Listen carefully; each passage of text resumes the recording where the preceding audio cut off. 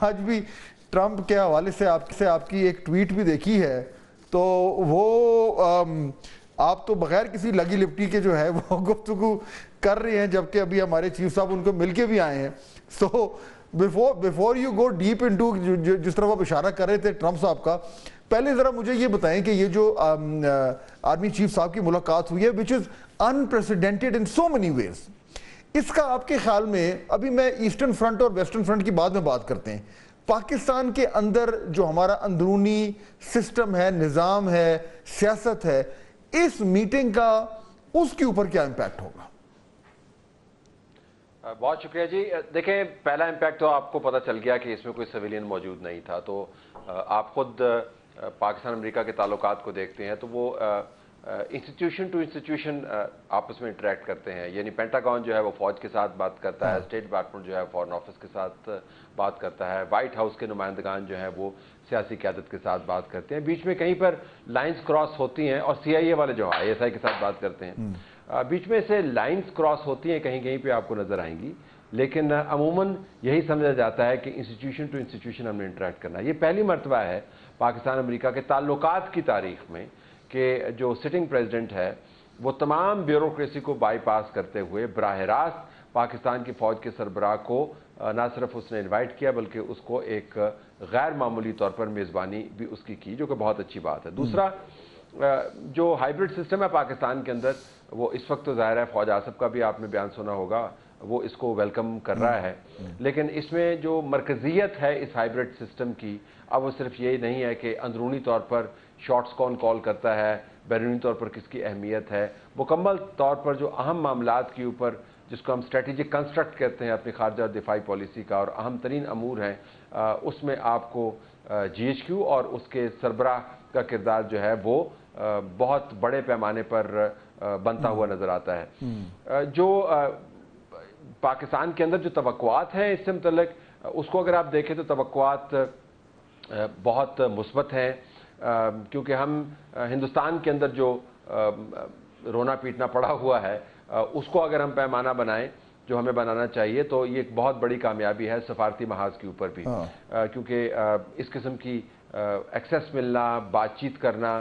ایسے موقع پر جب ہندوستان کا کچھ مہینے پہلے ایک ماننا تھا کہ پاکستان جو ہے وہ 1987 کے اندر پھنسا ہوا ہے اور ہم 2047 کے اندر چلے گئے ہیں، تو یہ بہت بڑی کامیابی ہے. اندرونی طور پر جو توقعات ہیں، میرے سامنے کچھ چیزیں موجود ہیں جس میں سے میں آپ کو پڑھ کے سنا دیتا ہوں. فیلڈ مارشل کی صدر ٹرمپ سے ملاقات صرف ایک ملاقات نہیں بلکہ پاکستان اور امریکہ کے تعلقات میں ایک بڑا ری سیٹ ہے. یہ الفاظ ہیں جو اسٹیبلشمنٹ کی طرف سے اس وزٹ کے ریڈ آؤٹ کے طور پر ہمیں سامنے آ رہے ہیں. اور آگے بڑا دلچسپ ہے، 3 معاملات کا ذکر کیا گیا: کاؤنٹر ٹیررزم میں تعاون، mines and minerals, crypto currency میں باہمی تجارت جیسے مستقل اور دائمی شراکت داری شامل ہیں. اس سے پہلے ایران کے حوالے سے بھی بات کی گئی. تو پاکستان میں ہمارا خیال ہے کہ اس ملاقات سے ایک نہیں کم از کم 8 درجن دروازے کھولے ہیں امریکہ کے ساتھ انگیج کرنے کے لیے. تو میرے خیال میں یہ اگر آپ اس اوور آل ریڈ آؤٹ اس کا دیکھیں تو پاکستان کے اندر بیٹھ کے اسٹیبلشمنٹ کے ساتھ اگر آپ بات کریں تو آپ کو یہ ریڈ آؤٹ نظر آتا ہے. ویری امپورٹنٹ کہ دیکھیں ملک صاحب جس طرح ابھی طلعت صاحب بات کر رہے ہیں کہ اس میں ایک تھوڑا سا اس کی منظر کشی اگر اور آپ کے سامنے رکھ دوں کہ یہ جو میٹنگ ہوئی ہے اس میں جو ابھی تک ہمارے پاس انفارمیشن آئی ہے کہ اس میں پاکستان کی سائٹ سے تو آرمی چیف صاحب کے علاوہ جو ہمارے نیشنل سیکیورٹی ایڈوائزر ہیں اور D G I S I ہیں وہ بھی موجود تھے. ابھی تک جو انفارمیشن آئی ہے کہ یہ 2 لوگ ہی تھے. اور دوسری طرف سے ڈونلڈ ٹرمپ صاحب کے ساتھ جو نام ابھی تک سامنے آئے ہیں، ایک ان کے جو سیکریٹری آف اسٹیٹ ہیں مارکو روبیو، اور دوسرے جو ان کے مڈل ایسٹ میں جو مین پوائنٹ مین ہے وٹکاف، اسٹیو وٹکاف آئی تھنک ان کا نام ہے شاید. اچھا، اگر اس کے علاوہ اگر کوئی تھا تو ابھی تک نام سامنے نہیں آیا. اگر یہی لوگ تھے ملک صاحب، سو دیٹ مینس کہ 3+2 5 5 لوگوں کی میٹنگ بڑی انٹیمیٹ میٹنگ ہو جاتی ہے. بڑا اگر 10 12 20 بندے بیٹھے ہوں تو اس میٹنگ کے ڈائنامکس ڈیفرنٹ ہو جاتے ہیں. ابھی صرف 5 لوگ ہیں اور 5 لوگوں کی 1 گھنٹے کی میٹنگ ہے جو ہمیں بتایا جا رہا ہے کہ 2 گھنٹے پہ چلی گئی. یعنی 5 لوگ 2 گھنٹے اگر ایک ٹیبل کے گرد بیٹھے رہیں تو بڑی ان ڈیپتھ بات ہو سکتی ہے اور ہو بھی جاتی ہے موسٹ لائکلی. تو اس کی بنیاد پہ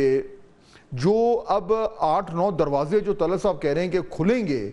اس کا تو بیسکلی مطلب یہ ہوا کہ اب پاکستان اور امریکہ کے درمیان جو تعلقات ہیں اس کے ہر پہلو میں اب جو آرمی چیف صاحب ہیں وہ اس ریلیشن شپ کو لیڈ کریں گے ان ایوری رسپیکٹ, یعنی پردے کے پیچھے بھی اور اب پردے کے سامنے بھی. دیکھیں فیاض صاحب, میں سمجھتا ہوں کہ بات جو طلعت صاحب نے کی ہے بڑی درست کی ہے کہ اب پاکستان کے لیے اپرچونٹیز بھی ہیں اور پاکستان کے لیے خاص طور پہ ایک بڑا ٹرننگ پوائنٹ ہے. اب اس ملاقات کے حوالے سے بھی پاکستان کی سیاست میں دو قسم کی رائے پائی جاتی ہیں. ایک وہ جو اس وقت اینٹی اسٹیبلشمنٹ ہیں یا اس وقت حکومت کے مخالفین ہیں جنہیں آپ اپوزیشن کی جماعتیں کہہ سکتے ہیں, اور دوسری اس وقت حکومت اور اسٹیبلشمنٹ ایک پیج کے اوپر ہے. اب جو مخالفین ہیں وہ اس بارے میں کئی روز سے پروپیگنڈا کر رہے تھے, پہلے ملاقات کے حوالے سے خدشات کا اظہار کر رہے تھے, پھر یہ کہہ رہے تھے کہ پولیٹیکل جو ہے وہ کوئی بھی لیڈرشپ اگر موجود نہیں ہے تو سارے معاملات جو ہیں اس وقت جی ایچ کیو کے پاس چلے گئے ہیں بظاہر بھی اور پس پردہ بھی, جس کا ذکر آپ نے کیا. سوال یہ ہے کہ کیا کوئی یہ بہت نئی بات ہوئی ہے؟ اس میں تو کوئی شک نہیں کہ یہ ملاقات بہت بڑی ہائی پروفائل ملاقات ہے, اور پھر اس کی مثال بھی ماضی میں کہیں نہیں ملتی کہ آرمی چیف واشنگٹن جائیں, وائٹ ہاؤس میں ان کو اس طریقے سے ظہرانہ دیا جائے اور ان کے ساتھ ملاقات اتنی ہائی لیول کی ملاقات ہو, پھر اپریشیٹ کیا جائے جس طریقے سے ڈونلڈ ٹرمپ کی طرف سے کیا گیا کہ انہیں خوشی محسوس ہوئی اس ملاقات کے بعد. انہوں نے ذکر بھی بار بار کیا پاکستان کے آرمی چیف کا. لیکن اگر ماضی کی حکومتوں میں آپ دیکھیں تو آپ کی جو اسٹیبلشمنٹ ہے جسے آپ جی ایچ کیو کہتے ہیں, اس کا کردار ہمیشہ سے یہ موجود رہا ہے آپ کی سفارتکاری میں, آپ کے یہاں انویسٹمنٹ میں, آپ کے یہاں لا اینڈ آرڈر کی صورتحال کے بارے میں ان بریفنگز میں جہاں آپ کی سرمایہ کاری لانے کی کوششیں کی جاتی رہی ہیں ماضی میں بھی اور اب بھی کی جا رہی ہیں. سی پیک اس کی ایک بہت بڑی مثال ہے. گارنٹیز آپ کی فوج کی طرف سے دی جاتی ہیں. سعودی عرب کے ساتھ آپ کے جو تعلقات ہیں جو اگرچہ وہ پیرل چلتے ہیں جی ایچ کیو سے اور اسلام آباد سے, لیکن کہیں نہ کہیں ہمیشہ ہم نے دیکھا کہ جی ایچ کیو کا ایک بڑا بھرپور کردار رہا ہے سعودی عرب کے ساتھ, چین کے ساتھ, قطر کے ساتھ اور یو اے ای کے ساتھ. یہ البتہ پہلی بار یہ ہوا کہ صرف فوجی لیڈرشپ موجود تھی اس ملاقات کے اندر. اب دوسرے جو لوگ تھے جن کی یہ رائے تھی, میں سمجھتا ہوں کہ ان کے لیے بھی یہ ملاقات تقریباً تکلیف کا باعث بھی ہے. جو ایک ماحول بنائے ہوئے تھے کہ شاید امریکہ میں بیٹھے ہوئے کچھ لابنگ ان کی یا کچھ ان کے جو افراد وہ تو فارغ ہو گیا ڈونلڈ ٹرمپ کے قریب جانے کی, وہ کہیں نہ کہیں پاکستان کے اوپر جو ہے کوئی پریشر ڈلوانے میں کامیاب ہو سکتے ہیں. تو میں سمجھتا ہوں کہ ڈونلڈ ٹرمپ نے جس طریقے سے حکومت سنبھالنے کے بعد تمام فیصلے اپنے ہاتھ میں رکھے ہوئے ہیں, اور جس طریقے سے وہ سارے اس حکومت کے نظام کو چلا رہے ہیں, بزنس ان کی پرائرٹی ہے, یقینی بات ہے. اور جو کرپٹو کرنسی کی ہم نے جو بات کی اس میں اس وقت سعودی عرب, قطر, یو اے ای اور پاکستان اور امریکہ, آپ سمجھیں کہ یہ ممالک اس فیلڈ کے اندر یہ توقع لگا کے بیٹھے ہیں کہ اس سے وہ خاطر خواہ فائدہ اٹھا سکتے ہیں. یعنی اس حوالے سے پھر مجموعی طور پر تو یہ پاکستان کو آپ جو مرضی کہیں, ہماری انٹرنل پولیٹیکل ڈائنامکس جو ہیں وہ جو مرضی ہوں, اور اس میں جو گورنمنٹ اس ٹائم ہے یا اپوزیشن ہے ان کا اس کے بعد کیا ان کی جو ڈائنامکس اس میں کیا چینج ہے وہ الگ بات ہے, but over all for Pakistan it is a good development. لیکن اس کے ساتھ ساتھ اس کا ایک اور بھی طلسہ پہلو ہے جو میں یعنی کہ ہم تجزیہ ہی کر رہے ہیں, ظاہر بات ہے ہمارے پاس انفارمیشن تو کم ہے. وہ یہ میں بھی دیکھ رہا تھا کہ ڈونلڈ ٹرمپ صاحب ابھی آپ سے چند مہینے پہلے گئے تھے بڑے ایک وائڈ رینجنگ مڈل ایسٹ کے دورے پہ, وہاں پہ گلف کنٹریز میں گئے, بڑی انہوں نے تقریریں کی, وہاں سے انویسٹمنٹ بہت ٹریلینز آف ڈالرز کی انویسٹمنٹ کی پرومسز لے کے وہ واپس گئے. اسرائیل نہیں گئے اس دورے میں, اور یہ نوٹ ہوا کہ وہ اسرائیل نہیں گئے, لیکن بعد میں اب لوگ کہتے ہیں کہ شاید that was part of the deception plan کہ وہ ذرا تھوڑا ایران کو جو ہے وہ ڈسیو کرنے کی کوشش میں تھے. لیکن یہ جب سے جنگ شروع ہوئی ہے, اب میرے خیال 6واں-7واں دن ہے, ڈونلڈ ٹرمپ صاحب صرف کینیڈا گئے ہیں اور وہاں بھی وہ G7 کے لیڈرز کو ملے جن کا جو بیان آیا وہ تو بالکل ہی پرو اسرائیل تھا. سو ادر دین دا G7 پیپل, اس جنگ شروع ہونے کے بعد the only other person that he is met is field marshal Asim Munir.